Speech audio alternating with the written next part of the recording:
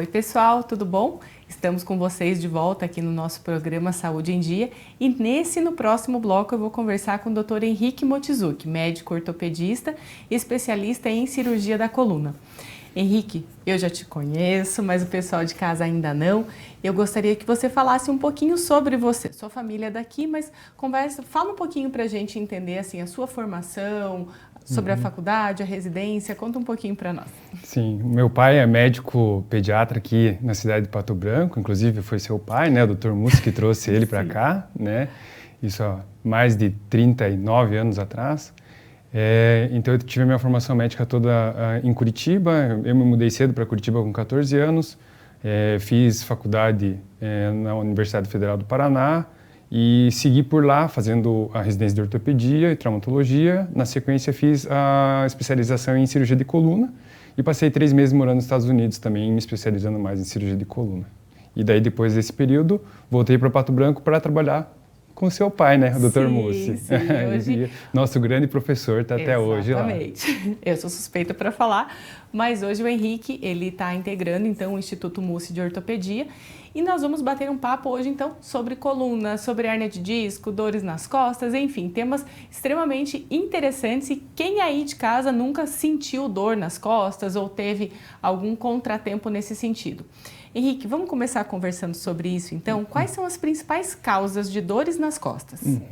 A dor nas costas hoje é o principal motivo de afastamento do trabalho, né? Então, a maioria das pessoas que se afastam do trabalho se afastam exatamente por dor nas costas. E quais são os motivos? O principal motivo é uma contratura muscular. Aquele lumbago, a pessoa machuca e fica com aquela dor nas costas toda torta, né? Então, normalmente é muscular isso que acontece.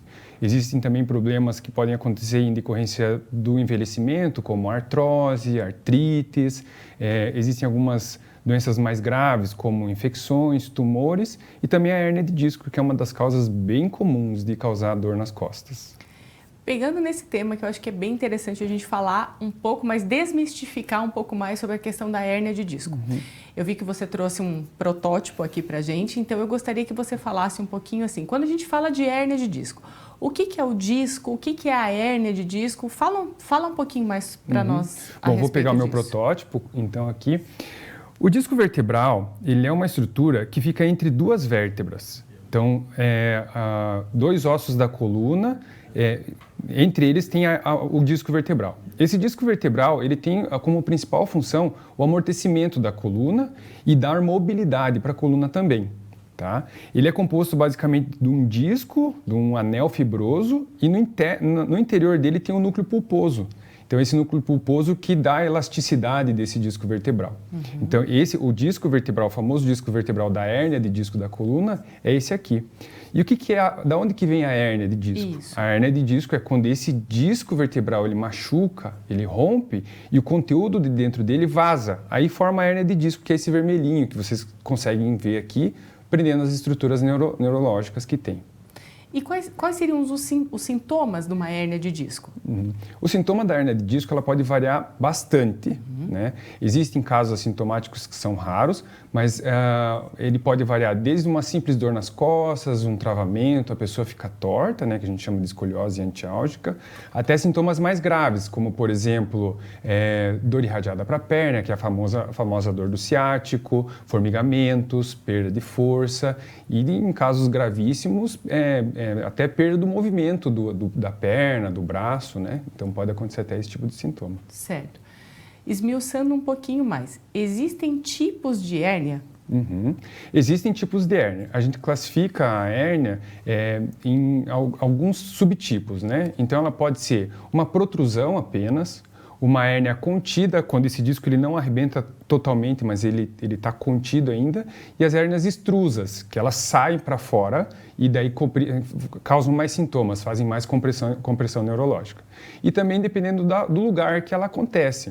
Então, elas podem ser hérnias centrais, que às vezes não compromete tanto a parte neurológica, e pode ser hérnias foraminais, que passam pelos buraquinhos onde que os nervos saem e que acaba gerando sintomas maiores também. E em qual região da coluna que comumente a hérnia acontece ou rompe, ou enfim, que ela pode se desenvolver, melhor dizendo, né?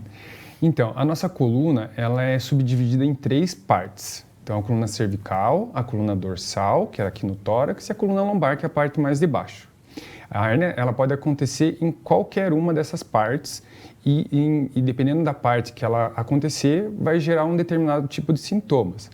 Mais comum de acontecer é na coluna lombar, L4, L5, L5, S1, seguido de coluna cervical, C4, C5, C6, C6, C7 e mais raro na coluna torácica.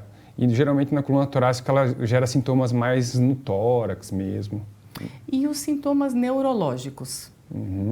O sintoma neurológico ele também varia muito, né, dependendo da localização. Então, se aconteceu na coluna cervical, na coluna torácica, na coluna lombar. O sintoma neurológico, por que ele acontece? A coluna, ela é uma estrutura super importante. Por quê? Porque ela protege as estruturas neurológicas que estão vindo do cérebro para os membros, tanto para os membros superiores quanto para os membros inferiores. E por essa proximidade das estruturas neurológicas, acaba acontecendo sintomas neurológicos frequentes. E esses sintomas neurológicos que são mais comuns é o próprio formigamento, a perda de sensibilidade e a perda de força. O mais importante de saber é que quando tem sintoma neurológico, isso é um sinal de gravidade. E é super importante a pessoa ficar alerta e procurar um médico quando isso acontece.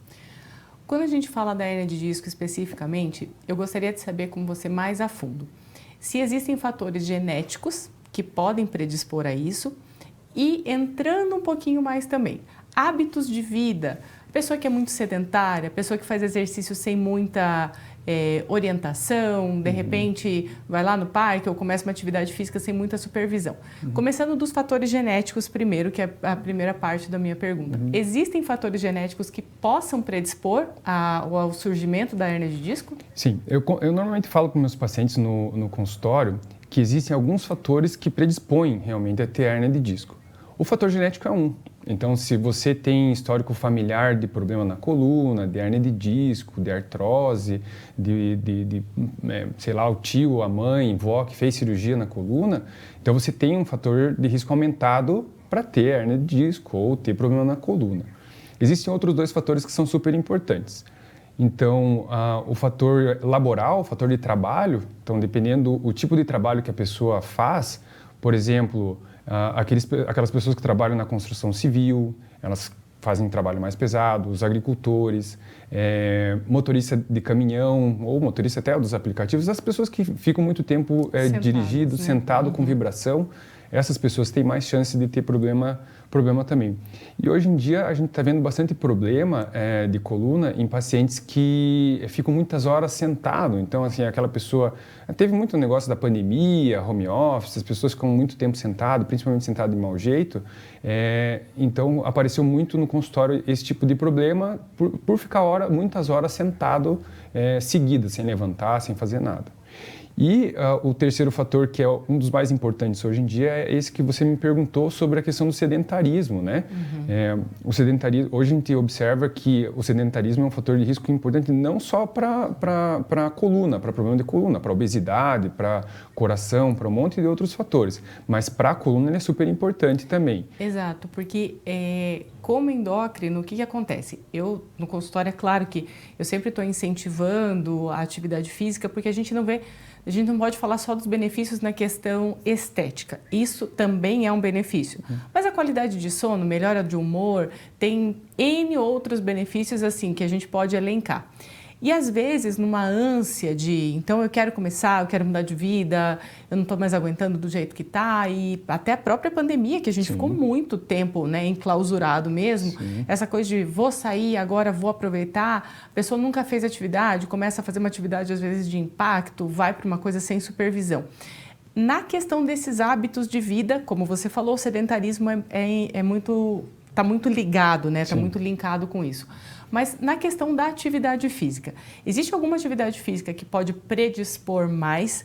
Quais tipos de cuidado que a pessoa, então, assim, não quer mais ser sedentária, quer começar a praticar uma atividade física? Pensando exclusivamente na questão da coluna, de um surgimento de uma hérnia, alguma coisa. Como que ela deveria proceder? Então, assim, as atividades físicas de impacto no geral, elas acabam sendo mais prejudiciais para a coluna. Qualquer tipo de atividade física de mais impacto, inclusive corridas de longas distâncias e tudo mais.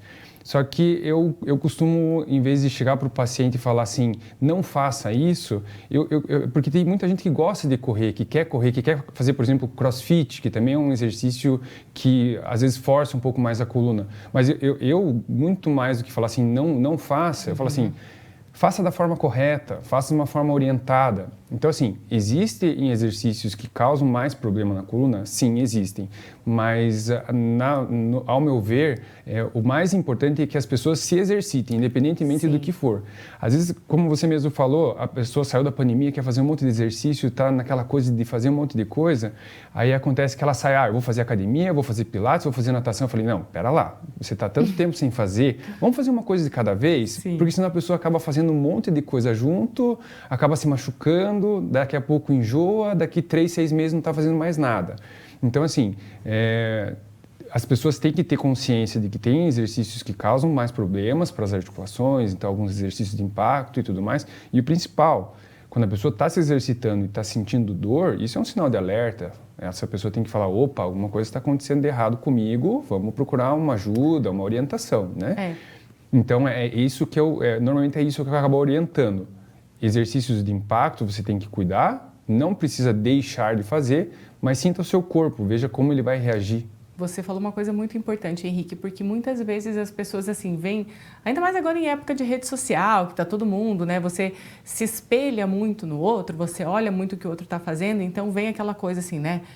Sem dor, sem ganho.